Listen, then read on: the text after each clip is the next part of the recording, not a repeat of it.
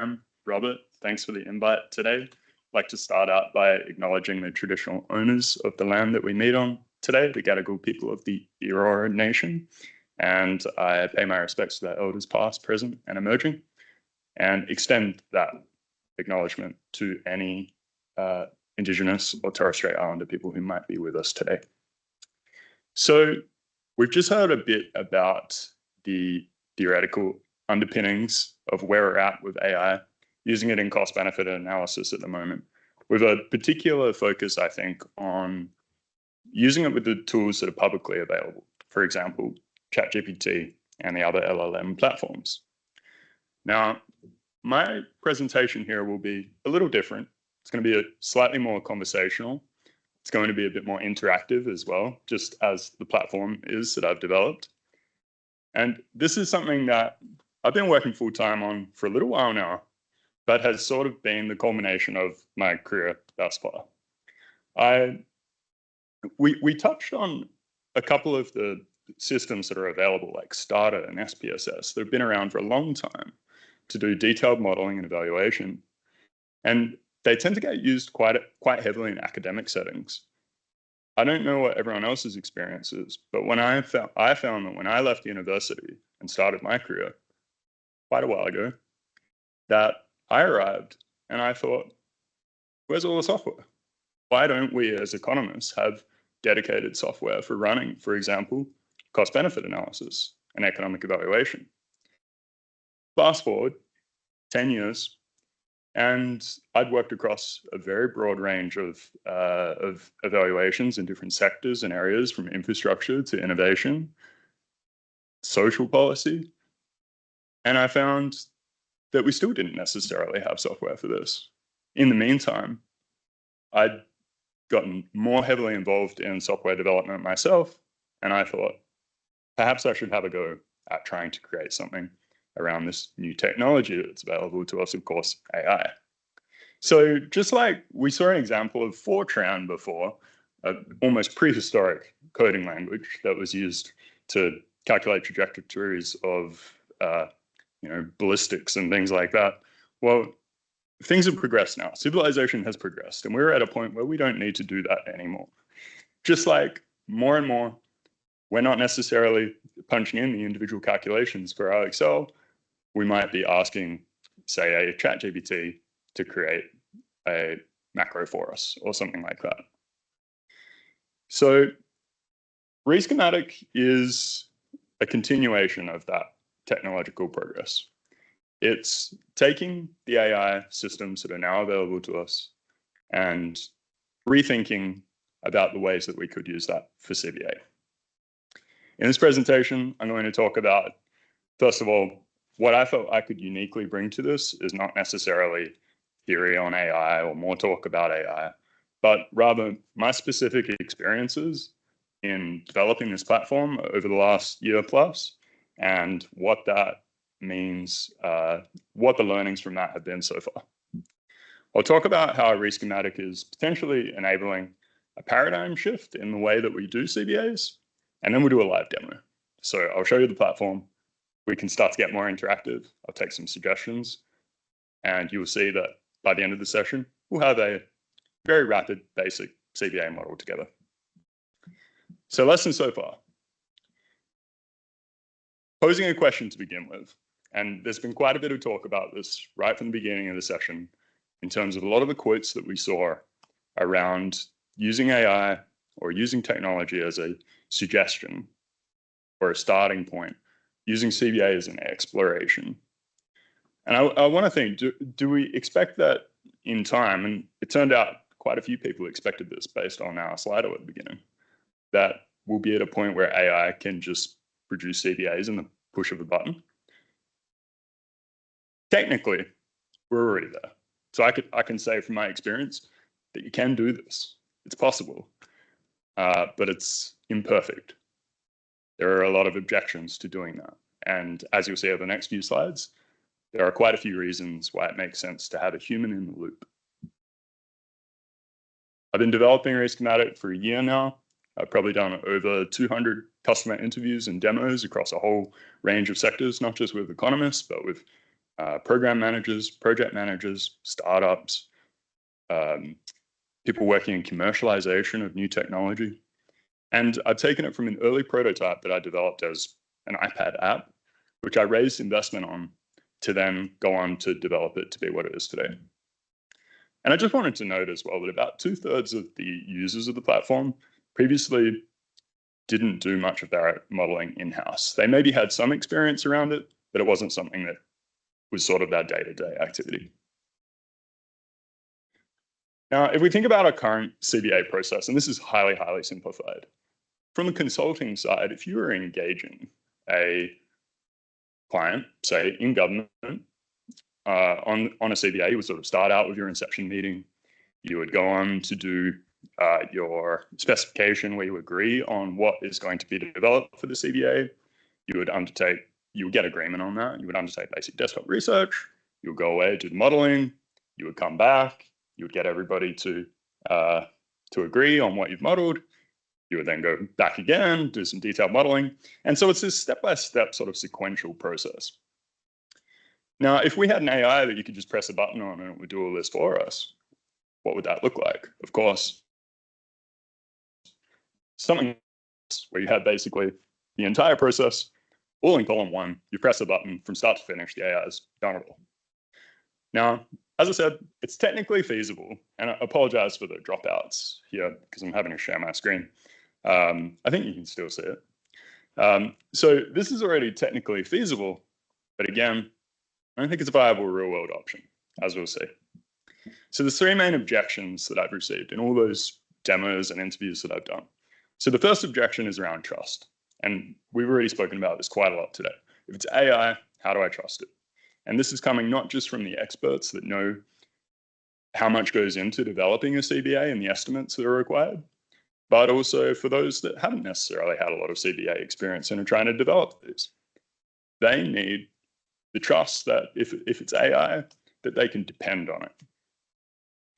So a big objection there. The second big objection was around what I call the black box objection. So this is essentially, if it's developed by AI and AI has built this model for me, just like a really complicated or complex Excel workbook, I need to be able to inspect that and see the values. If I can't do that, again, I fall back to the trust objection. I don't believe in what it says. So that comes up a lot too. And then the third one, and I don't believe this has been touched on today, which is interesting because this really it takes up a lot of my own thinking in how we get more acceptance around this, is the data sovereignty objection. So just like in all levels of government in Australia, if you're not aware, if there is any data that's handled in any of our systems, it needs to be stored within Australia. And by default, pretty much every IT system we have will try and ship something out to probably the US, but who really knows where? And so what Reschematic has, actually I'm getting into the solution, I'll stop myself, but it's really important that we actually have some clear tracing and also observability of where that data is located, from storage, processing, and also compute, the AI compute itself. So taking those objections, again, we looked at a sequential process before, step by step by step, in developing, say you had a proposal for a project that you wanted to deliver. Product development is quite a bit different. There, you have a starting idea in mind, but you don't really know where you're going to land. You don't really know where that journey is going to take you, let's say. So in doing that, you need to adopt more of a sort of a kind of lean approach where you're testing, putting it out there, you're learning, you're coming back, you're iterating, making updates, going back to those same users, seeing what they think, and going through this sort of circular test, lean, iterate approach. And through doing that, what I've been able to sort of winnow my way to across the last year are some solutions to these objections. And for everyone's benefit here, you get to sort of shortcut all the pain that I experienced in getting to this point. But so if we're using AI for CBA and you need to overcome the trust objection, you really do need three things. And that's if you're working with somebody on this, detailed onboarding. How did you come up with those? How are you using AI? Where is it being applied? Where is it not? Clear documentation around that, because you're not always there to explain it to them. And then providing expert review as well. Of course, you're your own best resource. You don't want to hide that behind the scenes. On the transparency objection, open data tables. So all the numbers that you produce from an analysis, if it's being developed by AI, same goes with any Excel spreadsheet. You want to be able to show that to everybody and be very transparent. You want to have built-in flexibility. So if people need to change those numbers, be it on client side or in-house doing the modeling, you need to be able to have those adjustments built in. Of course, this is an Excel. You can't necessarily double click on a cell and make those changes immediately. And so therefore, having sort of fine-grained refinement tools is really important. And then finally, for the data sovereignty side,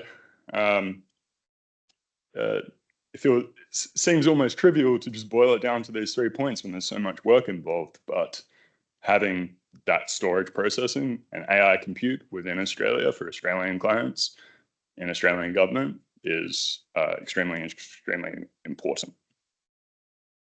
So where does that land us? And I think you're probably putting the pieces together, much as I have over the last while, to understand that pressing that button to get an AI service to generate a CBA for us, no matter how good it is, probably is not going to be where we land. More than likely, it will be through an inception, be it with our internal stakeholders, external stakeholders, client. And then what we'll, I think, increasingly see, and this is my hypothesis, but also what I've experienced, is you'll have a really detailed workshop, and we're going to do one of these shortly after, where you do pretty much bang, bang, bang, all of these steps, all in one go. So you're front-ending a lot of the analysis. And then you can take that away and do some refinement, detailed modeling if you want to. But the most important thing that I want to point out here before we move on is that it's more than just modeling faster. So you might look at that and say, yes, we've abstracted away a bunch of things at the back end and we've made the whole thing faster. It's true, we have. But the most important takeaways are not just that we did it faster, but this is enabling us to do things that we couldn't necessarily do before. Robert mentioned a quote at the start of today around a good CBA should be not just determining the right answer, but an exploration of the numbers that you've created.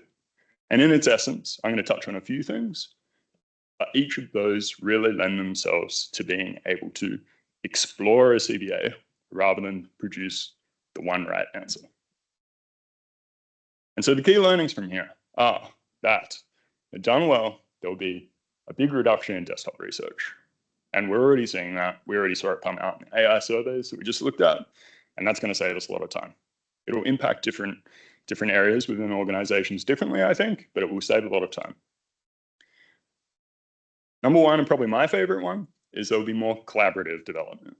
So you'll be able to explore scenarios with clients one-on-one right in the early stages, and that will enable a follow-on effect, which is early risk and opportunity identification. So potentially branching out to more scenarios, asking more what-if style questions early in that engagement, rather than at the back end, when you've kind of already built your model and it's become a rigid and fixed thing. And then something that I also think is really exciting is the ability then for a model like this to have some intelligence to it, to be able to update itself. As you know, we hear about next year's update and the Treasury guidelines, and perhaps it's able to self-update itself to be able to take those on. So that's a bit of the learnings over, I think, perfect timing for the first part of the presentation. And now I want to talk about what I've developed. So Reschematic. It's a platform that uses AI to develop CBAs, and it's purpose-built for early stage modeling. So I don't claim that it will take on the role of producing that one button press detailed CBA. Although I sort of set out to do that at the beginning, what I learned was there's much more value to us as economists in leveraging AI to do some really specific things. And one of those being this early stage analysis and exploration. So how does it work? It's obviously different to pulling up, say, a ChatGPT or Claude, where you would ask it a question and it would give you a big wall of text back. And don't get me wrong, if you ask Claude, say, or ChatGPT to produce a CBA or outline a CBA for some project that you might be working on, just so you can brainstorm that, it'll give you a pretty good response, right? Like it'll come up with some numbers that it thinks are relatively feasible, and you look at those and you go, yeah, actually they don't look too bad. But if you want to change one of those, what do? Obviously, you go back in, you say, hey, still looks pretty good, but what happens if we change a number to be something else? It'll go away, it'll think about it again, it'll come back with another wall of text and potentially hallucinate a bunch of things in the process as well. So how Reschematic works is it takes raw AI output through an API and it gives it structure. So rather than having that sort of immutable wall of text, you have structures that you can interact with, you can move about, and you can flex to suit the project that you're working on and create ultimately that early stage interactive CBA model. I'll list off a few features here. Really, these mirror, I think, some of those paradigm shifts that I talked about, but really the ability to create these CBAs, collaborate with them, branch out scenarios, and share models with a simple link. So we'll get to see these in practice in a moment.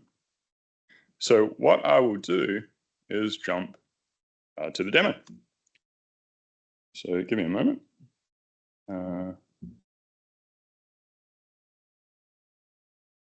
I'm sorry about that flickering. I'm not sure why it's doing that. I don't see it on my screen here. Hasn't been doing that the whole presentation, has it? Give me a moment. I'll see if I can get rid of it.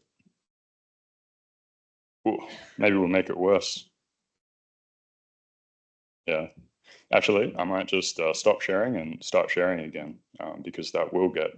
Ooh, no, actually, I think it might be the thing itself.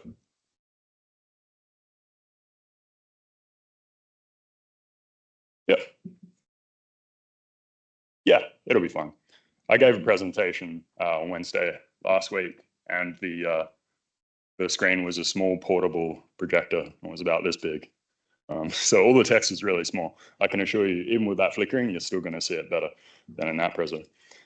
So this is a website. You can come on here, you can explore it. There's a bit of detail here, but let's just dive straight into it. So if I log in at the top, which I'll do, we can create a new model here. And so there are two types of models you can create with Reschematic, not just cost-benefit analysis, but also return on investment models as well. Obviously, they follow quite a similar logic, and that was something that a lot of users wanted to see. So if we select CBA, we now follow quite a fixed format in terms of generating one of these, in terms of describing what we're doing and why it matters. And so this is the chance for anyone who's thinking, oh, like, what can we model with this? If anyone has any ideas that you'd like to share, and we can do this live, please let me know. Put up your hand. Maybe we can take a few and then decide on as a room what we want to do. So tables at the end. This guy's making eye contact with me.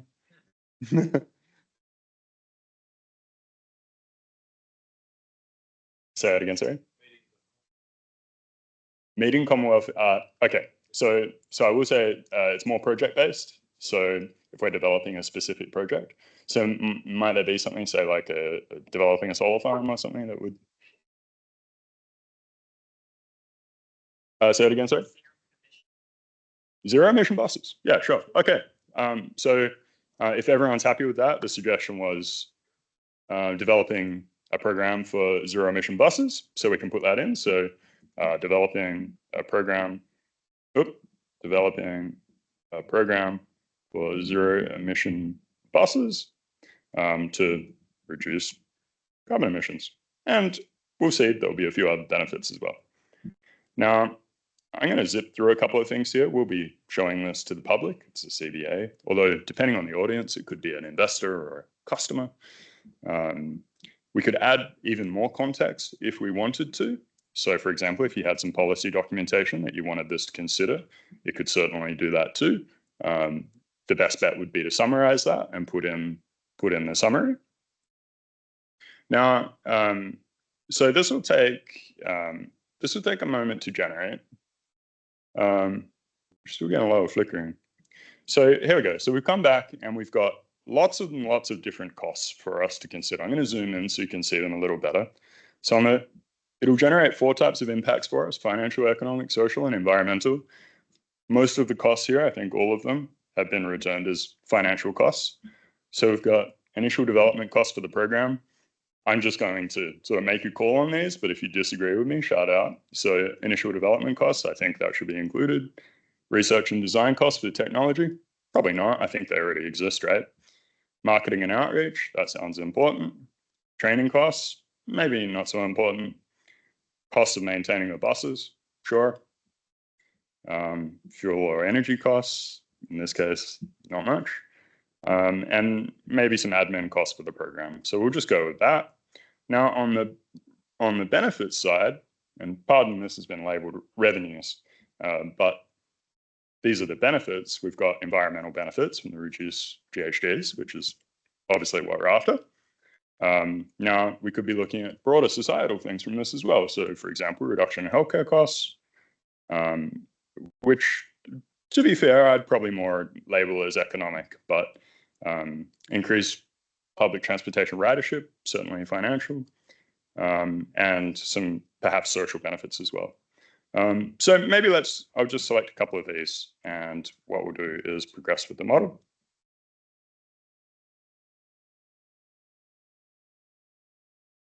So the next step in generating a model here is to consider the evaluation period. And a lot of people in the room are economists, practitioners. You have a very good sense for how long you would evaluate a program like this over. It's suggesting 10 years with 2 years development. To me, that seems about right. Unless there's any objections, I'll probably go with that so we can build the model from there. So what this will do, depending on how many impacts we've selected, the more you select, the longer it'll take to build the model. This will take a few minutes to generate that model for us. It gives us a little bit of guidance as to what's happening there, but it will probably take about 4 minutes or so. So now is probably the best chance, I think, so we can get on in time to take some questions. Sam?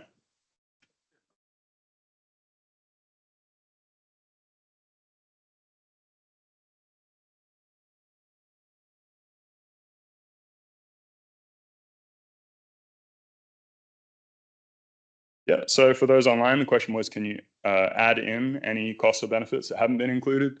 And the answer is yes, absolutely. So right now, you add them in manually. So if there was something there that you really wanted to include, it won't necessarily generate the assumptions that are attached to it, as they'll all be attached to these ones.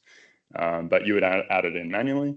And then a feature request that I've received, and I think your question corroborates that I should probably add that in, is to have them generate as well. Thanks.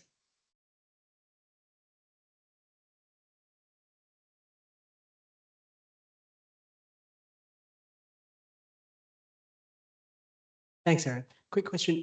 If you were looking at that first list and thought, okay, cost of bus, but what about the incremental cost of a net zero bus, of a zero emission bus compared to an additional bus? Or if you were thinking about fleet replacement, those sort of weird counterfactuals that we get into, what's the best way to work that into this kind of framework?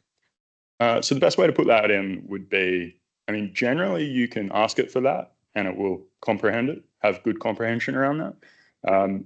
You can add in additional context to say this is a sort of evaluation we're doing.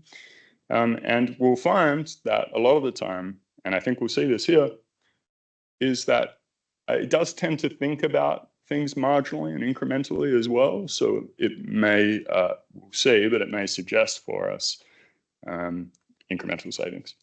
All right. So it's built the model for us. Obviously, I'm not always in the room to do this onboarding, although for new users, I do always do like a lot of detailed onboarding and I make sure that they're comfortable with the platform.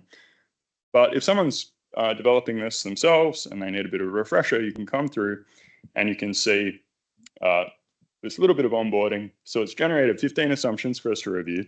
Can everybody read that or is it too small? It's probably too small, right? I'll zoom in a bit. So for example, marketing and outreach expenses to promote the program just has one connected assumption. So a simple one to start with. Let's have a look at how we can go about adjusting that. So if I click on that impact for marketing and outreach expenses, we'll see that in the development, for each development year, there's a budget of 250,000. Okay. So it's suggested that based on information that it could find, and it's brought it in as a conservative estimate at 250K.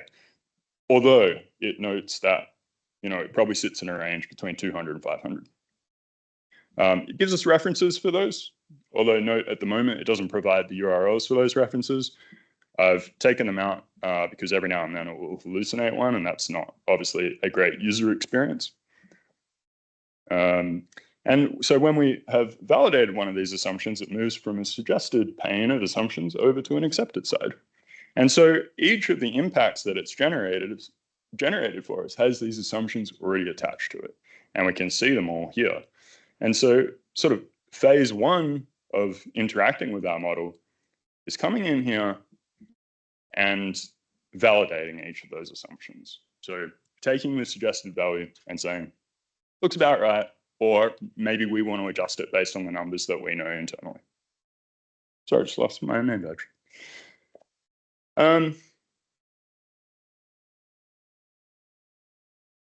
Just completely close the browser. Yeah, I can. Yeah.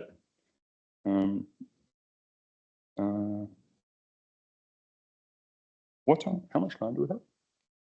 20 minutes. Oh, we've got 20 more minutes. Yeah, easy. All right.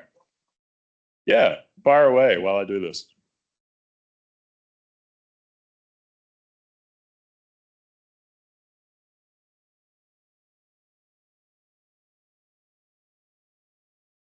Yeah, I think that, wait, cigarette replacement.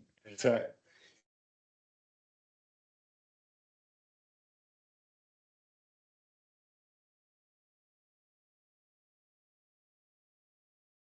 and cigarettes. Yeah.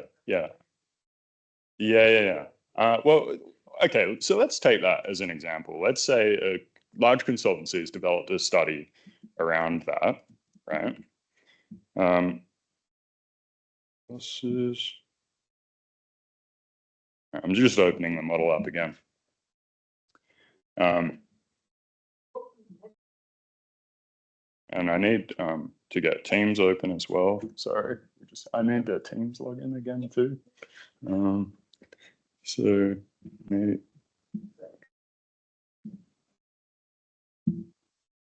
This is where if I had a co-founder, I would get them to just take a question. But it's all me.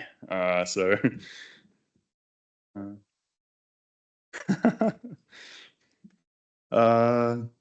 BM 5. Hopefully that works, and hopefully our flickering is gone. What's the BCR on that?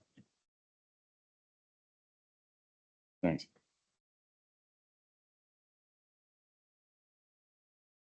About share screen. So fingers crossed, we'll be flicker free. Yeah, it looks like it. Cool. All right. So yeah. So with a program like that, say well, I just want to answer that quickly because I think it's interesting. So say a large consultancy has developed that and they've given it to Treasury or a government department who wants to see if it passes the sniff test initially, right? So you could potentially, create very quickly using just like a top-down approach. You could replicate that CBA with this in, like a workshop. and just see, roughly speaking, in terms of orders of magnitude, does the story that they're telling us stack up? So yeah. So for now, we can all see that again, yeah? So I'm reasonably happy with the model that it's given us to begin with. And I'll just sort of step everybody through the interface here, because it can be a lot to take in the first instance. But just a summary of the project at the top, the outcomes in terms of NPV and BCR, or estimated project return, they're hidden until we validate the assumptions. And the reason is because people get really excited, maybe a little too excited when they first generate these, and they want to know the answer. And that's great, but that my job, I think a lot of the time, is to slow people down a little bit and to make sure that they've carefully considered some of the assumptions that it's throwing up. And on that note, there are a lot of validations in the back end that handle, I think, the quality side of things to ensure that they all are within, realistic territory. On the bottom left, you can see the costs of the project over the 10 years. So first year development costs and ongoing development costs. I think the shape of that might need a little bit of adjusting, but for now, that's what we've got. And then on the revenue side, or benefit side, on the right-hand side, we can see the different revenues that it's generated for us too. So I don't think you need to necessarily be a trained economist to see that right now the costs are probably outweighing the revenues. And if you're the program manager for this program, that's a problem. But fortunately, you can actually see that. You can see that from our very first generation of this model. And you can start asking questions around what would it take for our project to actually stack up. So when you go on to those next conversations and you're commissioning, doing your procurement, going out to tender, you actually are already quite well equipped with a lot of the information that you need around the project, because you probably know a lot of the numbers anyway. So let's work through this. Like I said, there's a lot of sort of fine-grained tools to adjust things. I think one initial adjustment that I would be interested in looking at is the initial development costs. So we can see, if we click on these, we can see sort of where they all fall. And on the right-hand side, what assumptions they're attached to. So the initial development costs for the program looks like they're coming up at around $1 million. And whether that's right or wrong, who knows? But this is a model to be explored, and we can see how it's come up with that answer. So the program design and planning budget for the development year is $800,000. So that's just the planning side. So it hasn't necessarily included any cost for the buses, which is important. And I may have deselected that initially as I was rushing through those initial points. But if we're happy with that, we could accept it. Or we could say, include a bit more finer grained detail around including the buses themselves, if we're doing it in terms of X number of buses at X dollar procurement cost. But let's just accept that for now. So marketing and outreach, we already had a look at that. Cost of maintaining the emissions buses. So let's have a look here. So it's connected to 3 assumptions. It's connected to the thousands of kilometers that they travel in a year. It's connected to the maintenance costs per 1,000 bus kilometers. And it has some maintenance cost growth included in there as well. Now, I don't know the specifics on what these numbers should be, but it's provided some estimates. And let's say in the first instance that we're happy with those, we can just accept those. We can change anything you like, Robert. What do you want? Let's say that times it by 10. So add a 0 on the end, and you can see those costs now. That's the speed at which we can test scenarios here. So now we're taking a 0. Have we got any other zeros that we want to take? So we've taken a 0 off, and to be honest, I mean, and this is kind of the beauty of this, is you don't even need to have a fine intuition for what those numbers are, you can see that for this project to stack up currently, it's going to have to be around 300, right? Now, that may not be realistic. You probably would know the numbers. I'm sure you would have a fair idea, or you could find out what the specific number there would be. Say it's 1,250, then we can add that in, or whatever it might be. So very, very flexible. And I might even we'll leave that as it is for now. So a couple more things on here.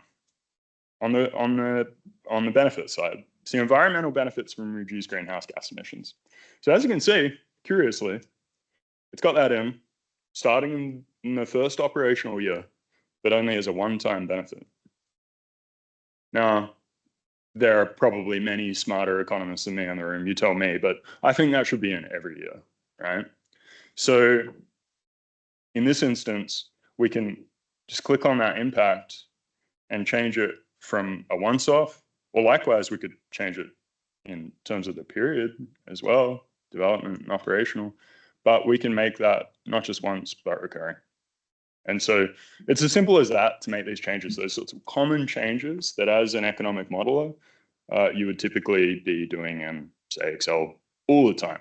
And, it just saves you from reinventing the wheel for a lot of this stuff. So that would be the environmental side.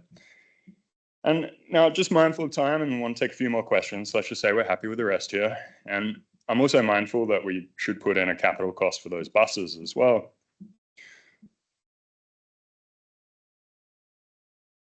Yeah. So what was that? That was connected to maintenance, wasn't it? Oh, yeah. Yeah, so what's got? So it's got so incremental passenger trips per year attributable to the program, so 300,000, with an average fare per boarding of $3.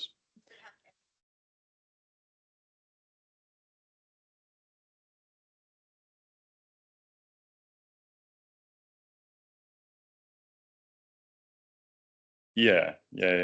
So it's pulling these from, I think, the sources that we would typically go to. Like personally, I think my favorite document as an economist is probably the Transport for New South Wales economic parameter values. Like as an economist, I wish that every department produced a document like that. But so it's gone to ATAP, which I think is referenced a lot in that document as well. And so it's providing some general guidance on its sources, but as I said, not the specific URLs, and it's not diving into a PDF and taking necessarily the number from page 75, but is able to use that information. Yeah. So again, here in that case, so that's a financial value for these buses. Do we really think people are going to be taking more trips because they're green buses? It's probably going to stay relatively, maybe the same, maybe it'll be a little bit higher, but maybe those trips are a third of that. And so now we're sort of back in the red in terms of that BCR. But again, that's the sort of exploration that you can do with this. Average fare price per boarding, it's at $3. It's probably more, $5. And so we get a good idea of this. And for the environmental benefits, we were just looking at carbon prices this morning, the official carbon prices from New South Wales Treasury. Over in that corner, I couldn't actually see what they were, but what was the 2025 value for that? Does anybody know? 130. Yeah, there we go. So, and this is where you'd be sitting in a room with experts and you'd be able to call out and update those values. Yeah. So there are sliders for some things. So for the assumptions right now, believe it or not, it's quite a difficult technical challenge to do sliders for the assumptions because basically it ends up cursing the user interface. So right now it's just the plain inputs, but yeah, over time it'll be in there. Yep.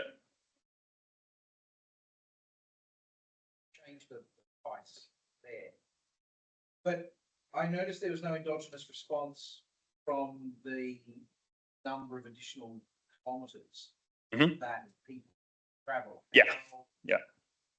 So right now, It's not doing that. there's no interactivity between the estimate side.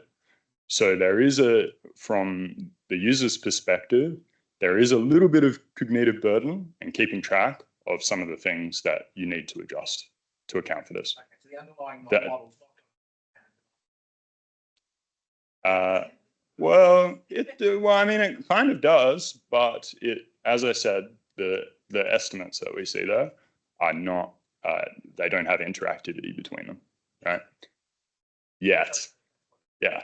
So that's what I mean. But it's an excellent question because, it helps. Oh, hello. It helps me understand also the things that, would be really valuable to, yeah. Well, that's right. But for some of the non-economists that would be using this, I'm also very mindful of feature creep.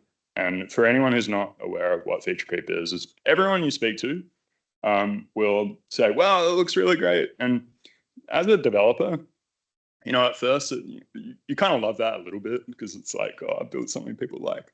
But eventually, you realize people will often just tell you what they think you want to hear. And they'll say, these are all the reasons why I think it's good. And also, here are 10 other things that I think you should build into it too. And if you listen to all those people, you end up having this big bloated platform that is kind of really complicated and not that useful to use. So what I have is essentially a prioritized list of features that are in development. And the more I hear about them, or the more people ask, the more they float to the top of the list. And so that's come up a few times. It's probably not the most requested one. And there's kind of some good workarounds for that at the moment.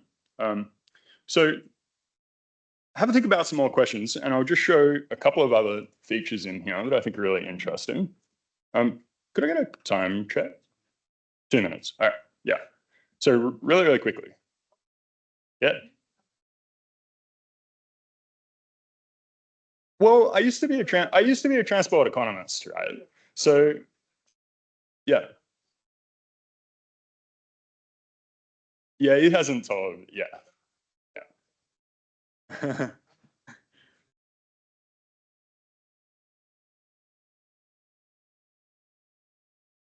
yeah, yeah. I have a character limit of like 90 characters, so hardly anything. Yeah, yeah, yeah, yeah. Yeah. Thanks, Rob. I appreciate that. Yeah, I mean, we really could have asked it anything. In a presentation I did last week, somebody asked me to use it to evaluate the submarine program, which I thought was an interesting one. Oh, look, we got there. We got there. I'm not sure of what the official costings are for it, so I can't comment directly. But yeah, but that's absolutely right. I mean, and the starting point that I had for this is I wanted to aim really high in terms of essentially enabling people to do as much of the CBA as possible on platform. I then pulled back from that a little bit as I saw where we needed more human in the loop support. And the other thing was I wanted to have it be as sort of universal and flexible as possible. So if we wanted to, and people do this all the time, they do the models they need and then they go in and do some funny stuff like their home renovations or should I buy a dog? Things like that. So yeah, I mean, and like it'll do a decent job of that. So before we break, yeah.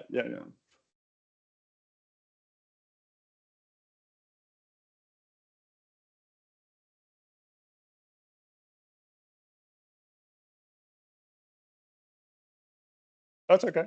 Yeah. Well, we'll have a chat afterwards and I'll find out. Yeah. Yeah. Yeah.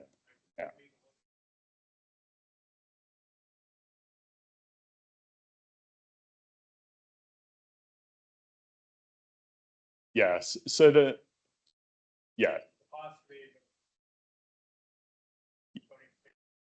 Oh, no. And I completely agree. So the biggest missing piece of the puzzle at the moment was the capital expenditure for the buses.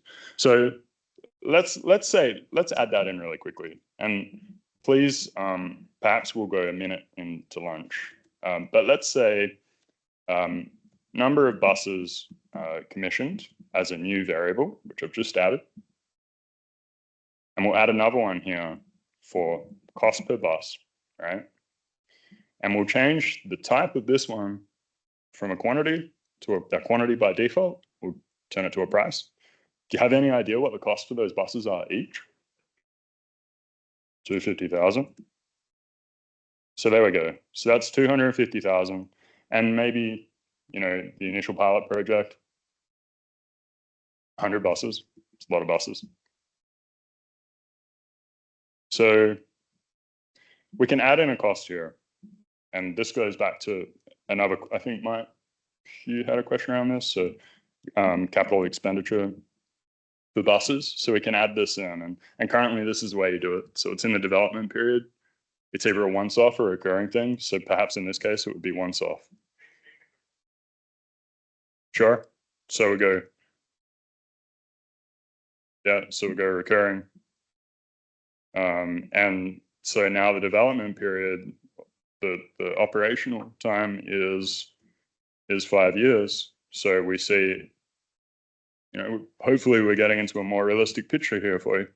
And then if I connect up these these assumptions to the impact, now with that endogeneity, where the assumptions are all listening to each other, this would take that into account. For now, we need to go in and make some updates because there'll be a lot more vehicle kilometers in this case.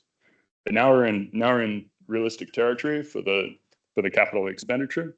I would say that our evaluation period, if it takes 5 years just to put this in place, I mean, surely it's probably more like 25 years in terms of overall program. And yeah, so looking at where are our costs, so the incremental passenger trips, that must be much more now with that number of buses, and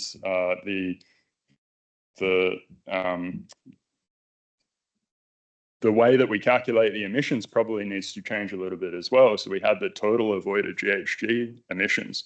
Maybe we change that a bit and we say avoided GHG emissions per bus and call it what it is, say per annum. Maybe it's 100. I'm not sure the exact value here, but we can find that out. In fact, we could ask the AI here, how many, what is the carbon abatement of an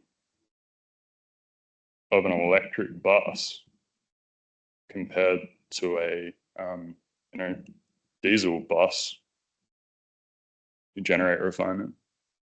And so this will actually, almost like a research assistant, this will come up with a value for us.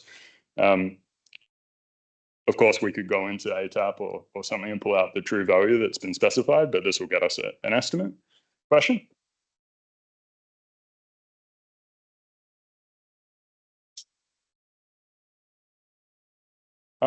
No. So the question was, can you build a library of the assumptions you've used so you can reuse them? Not currently, because I haven't really had that request much.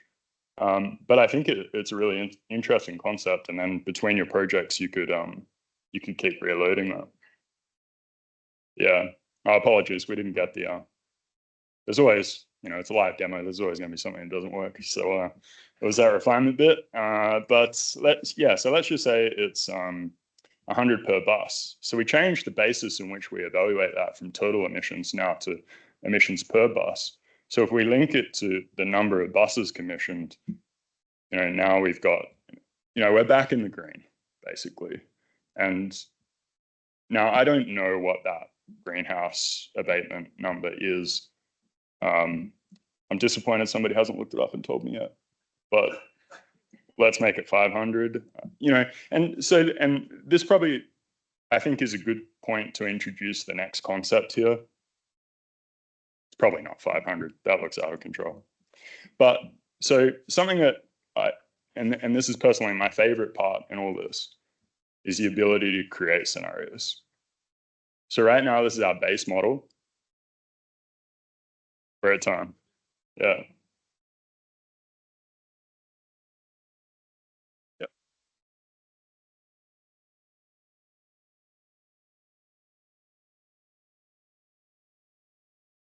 Yep.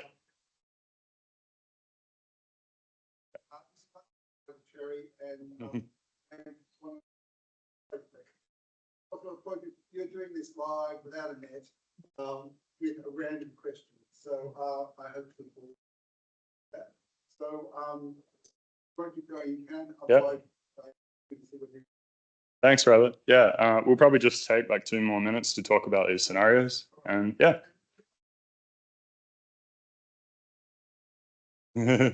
Cheers. Yeah, I mean, when it's all said and done, I think we've been able to build quite a good model here in 15 minutes.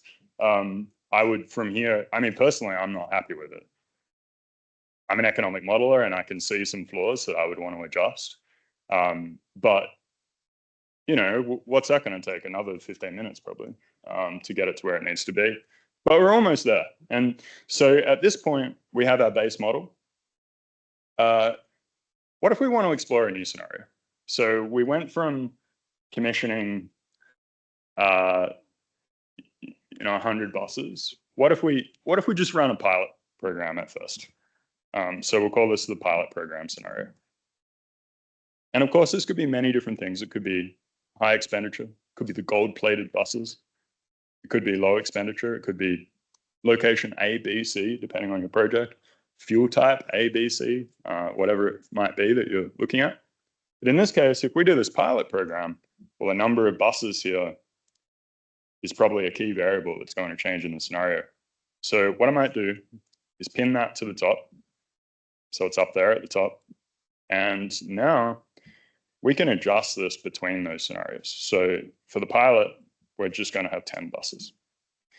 And you can see we need to reduce that ridership back to where it was. So now we have these 2 scenarios, and we can see the estimated project return. It's still in the green, which is great.